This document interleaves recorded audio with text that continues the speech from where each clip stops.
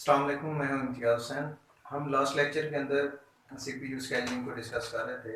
आज हम उसके अंदर हमारे पास जो पहला एल्गोरिदम है फर्स्ट कम फर्स्ट सर्व, उसको हम आज के लेक्चर के अंदर कवर करेंगे। इसको हम इन शॉर्ट FCFS भी कहते हैं। स्केजुलिंग सीपीयू स्केजुलिंग चार तरह के एल्गोरिदम थे, हमने लास्ट लेक्चर के अंदर डिस्कस किया था। सबसे पहला जो हमारे पास एल्गोरिदम था वो फर्स्ट कम फर्स्ट सर्व था। उसके अलावा लास्ट लेक्चर के अंदर जो हमने चीज़ डिस्कस की थी वो ये हमने डिस्कस किया था कि हमारे पास डिसीजन मोड दो तरह के होते हैं। एक हमारे पास नॉन प्रिमिटिव होता है और सेकंड जो है वो हमारे पास प्रिमिटिव मोड होता है। जो हमारे पास first come first serve scheduling algorithm है, ये सिर्फ नॉन प्रिमिटिव को फॉलो करता है, ये प्रिमिटिव को फॉलो नहीं करता। हम अपने इस एग्जांपल को सॉल्व करेंगे नॉन प्रिमिटिव डिसीजन मोड के हिसाब से। हम प्रिमिटिव डिसीजन मोड के हिसाब से भी इसको सॉल्व कर सकते हैं, बट जब हम प्रिमिटिव स्केजुलिंग मोड के हिसाब से हम जब इसको डिस्कस करते हैं तो फिर हमारे पास फर्स्ट कम फर्स्ट सर्व जो है वो as a shortest job first के साथ फिर उस साइड के ऊपर चला जाता है। तो मोस्टली जो हमारे पास इसके अंदर डिसीजन लिया जाता है, डिसीजन मोड है, वो हमारे पास नॉन प्रिमिटिव है।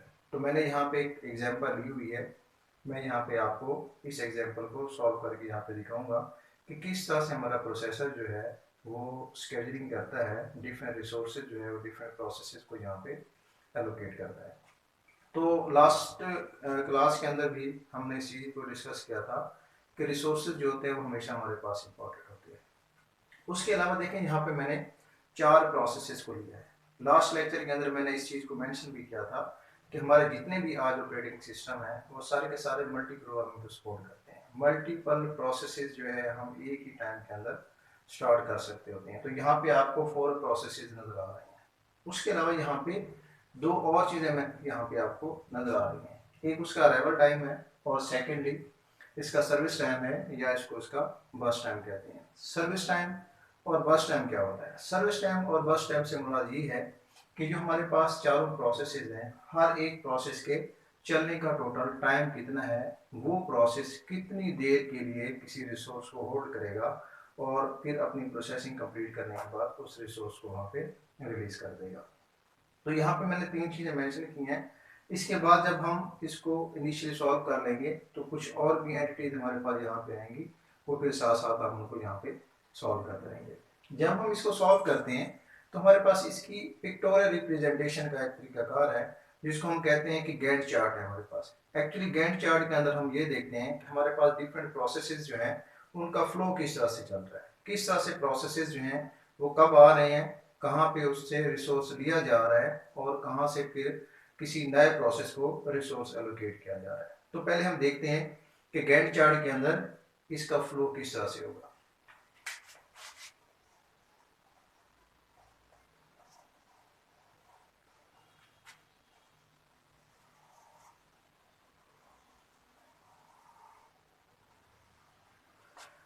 यहाँ पे जैसे आपको इस एग्जांपल के अंदर नजर आ रहा है कि हमारे पास 4 प्रोसेसेस हैं, तो हम ये देखेंगे कि हमारे पास सबसे पहले प्रोसेस कौन सा आया।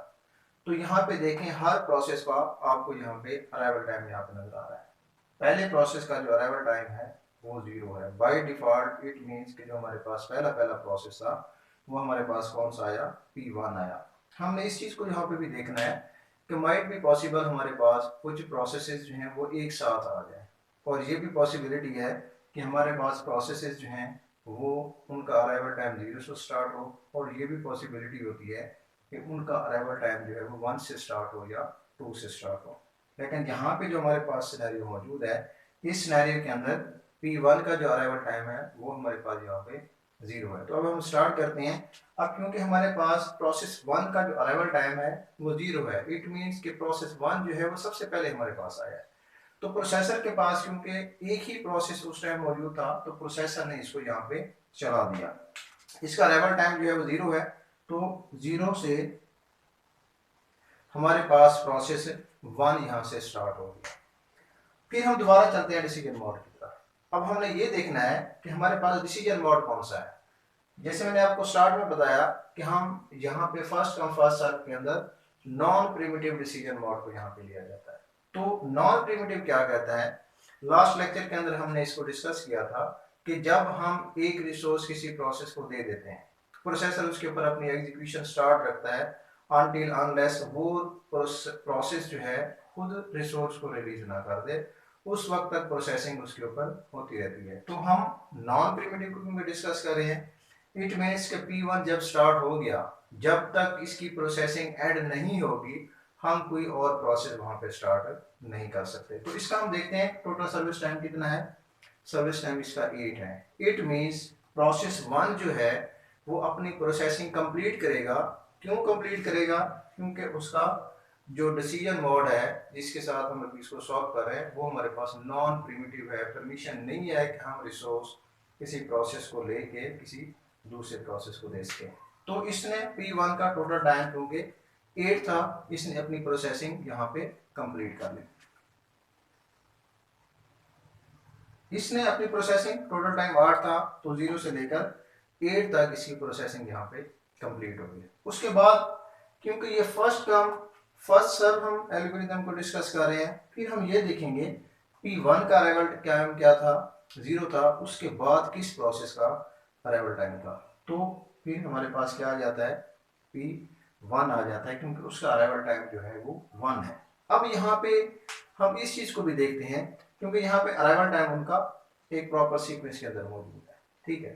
तो यहाँ पे हम फिर देखेंगे, फॉर एग्जांपल चले P2 को यहाँ पे भी हम चलाते हैं। P2 हमने यहाँ पे चलाया, क्योंकि ये नॉन प्रिमिटिव है, हम रिसोर्स ड्यूरिंग प्रोसेसिंग नहीं ले सकते, इसलिए ये अपनी एग्जीक्यूशन कंप्लीट करेगा और इसका बर्स्ट टाइम टोटल 4 है, तो इसको कंप्लीट करेगा।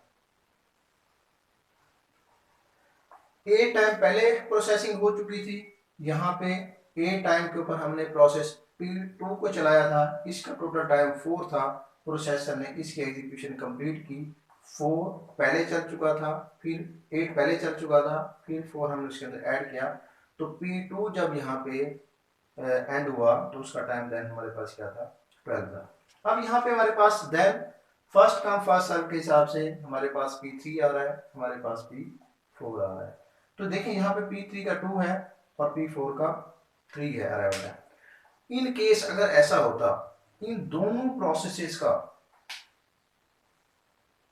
अराइवल टाइम जो है वो सेम हो जाए अगर, तो फिर हम यहाँ पे देखते हैं, क्योंकि ये फर्स्ट कम फर्स्ट सर्व है, हम सिक्वेंशियली देखेंगे कि अगर उनका अराइवल टाइम सेम भी आ जाए तो सिक्वेंशियली कौन सा प्रोसेस जो है हमारे पास पहले आया है।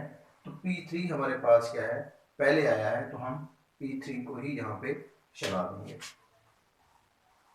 हमारे पास P3 की एग्जीक्यूशन स्टार्ट हुई, इसका टोटल सर्विस टाइम जो है वो 9 था। तो क्योंकि ये नॉन प्रिमिटिव मोड है, हम रिसोर्स यहाँ पे फोर्सिबली नहीं ले सकते। P3 ने अपनी एग्जीक्यूशन कंप्लीट की, 12 पहले था, तो इसके अंदर 9 ऐड हो गया, तो ये हमारे पास क्या बन जाते हैं, 21 बन जाते हैं। उसके बाद हमारे पास एक ही प्रोसेस रह गया है जो कि हमारे पास P4 है। अब चाहे ये हमारे पास सेम हो या ये हमारे पास जो है वो डिफरेंट हो, हम सिक्वेंशली क्योंकि इसको ले रहे थे, तो इसका एक्चुअली जो हमारे पास अराइवल टाइम था वो 3 था, तो उसके बाद इसकी एग्जीक्यूशन कंप्लीट हुई। यहाँ पे 21 पहले था, 5 इसके अंदर ऐड हुआ, तो ये हमारे पास कितने हो गए, 26 हो गए। तो इस तरह से हमारे पास जितने भी प्रोसेसेस आते जाएंगे, फर्स्ट कम फर्स्ट सर्व के हिसाब से प्रोसेसेस के ऊपर एग्जीक्यूशन होती जाएगी, ठीक है। उसके बाद देन जो है वो हम यहाँ पे देखते हैं, एक और चीज हमने यहाँ पे ऐड करनी है जो कि हमारे पास है फिनिश टाइम है। हम फिनिश टाइम को यहाँ पे ऐड करते हैं। अब फिनिश टाइम के अंदर हम ये देखेंगे कि हमारे पास कौन सा प्रोसेस जो है वो किस टाइम के ऊपर वहां पे जाके एंड हो रहा है। तो हम यहाँ पे देखते हैं P1 जो है उसका फिनिश टाइम क्या है, यहाँ पे हमारे पास 8 है, तो हम यहाँ पे 8 को लिख देंगे। उसके बाद हमारे पास P2 का यहाँ पे एंडिंग टाइम क्या है, 12 है, तो हम यहाँ पे 12 को लिख देंगे। उसके बाद हमारे पास P3 का यहाँ पे एंडिंग पॉइंट क्या है, फिनिश पॉइंट क्या है, 21 है, तो हम यहाँ पे 21 को लिख देंगे। और उसके बाद हमारे पास एक ही प्रोसेस बच जाता है जो कि P4 है, और उसका फिनिश टाइम क्या है हमारे पास 26 है, तो हम यहाँ पे 26 को लिख देंगे। इस तरह से हमारे पास यहाँ पे फिनिश टाइम भी आ जाएगा।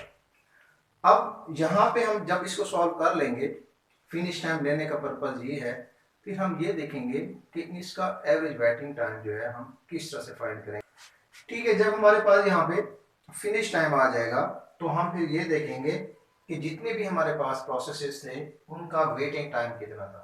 जब लास्ट लेक्चर में आपको पढ़ा रहा था तो उसके अंदर मैंने यहाँ पे आपको बताया था ऑब्जेक्टिव के अंदर कि इसके अंदर हमारा वेटिंग टाइम जो होता है स्केजुलिंग के अंदर हम कोशिश करते हैं कि उसको मिनिमाइज किया जा सके।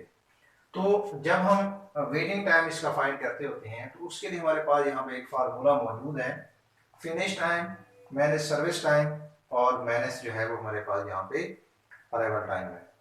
तो हम देखेंगे सबसे पहले P1 को देखेंगे, इसका फिनिश टाइम 12 है, सर्विस टाइम 4 है और अराइवल टाइम जो है हमारे पास 1 है।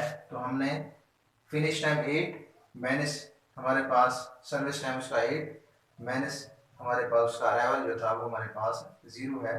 तो वेटिंग टाइम जो है इसका हमारे पास 0 होगा। तो डेफिनेटली जब हमने प्रोसेस को स्टार्ट किया था तो प्रोसेस P1 जो है उसको कोई वेट नहीं करना पड़ा था। जैसे हमारे पास हमने इस देखा यहाँ पे सिनेरियो को, क्योंकि बाय डिफॉल्ट ये 0 ही था, इसका कोई वेटिंग टाइम नहीं था, वेट करने का कोई टाइम इसको नहीं था, तो इसका जो वेटिंग टाइम है वो हमारे पास यहाँ पे 0 है। इसी तरह से P2 P3 और P4 का हमने उसी तरह से यहाँ पे वेटिंग टाइम निकाला। जैसे यहाँ पे हमारे पास है finish time minus service time और माइनस अराइवल टाइम। तो हमारे पास इन सारे प्रोसेसेस का जो है वो हमारे पास यहाँ पे फिनिश टाइम आ गया। तो अब हमारे पास एवरेज वेटिंग टाइम है। यहाँ पे हमने चारों प्रोसेसेस को यहाँ पे ऐड अप किया, डिवाइड किया, नंबर ऑफ टोटल प्रोसेसेस है हमारे पास 4 और हमारे पास जो आंसर आता है वो हमारे पास आता है 8.75। इट मीन्स कि ये हमारे पास वो टाइम है, ये एवरेज वेटिंग टाइम है कि प्रोसेसर जब स्केजुलिंग करता है तो हर प्रोसेस का जो एवरेज वेटिंग टाइम था वो 8.75 था। और प्रोसेसर ने एक proper scheduling criteria first come first serve के अंदर रहते हुए इसकी सारी स्केजुलिंग की और हमारे पास प्रोसेसेस जो हैं वो मल्टीपल प्रोसेसेस अपनी एक टर्म के अंदर आए, एक प्रॉपर स्केजुलिंग के अंदर आए और यहाँ पे कंप्लीट हुए।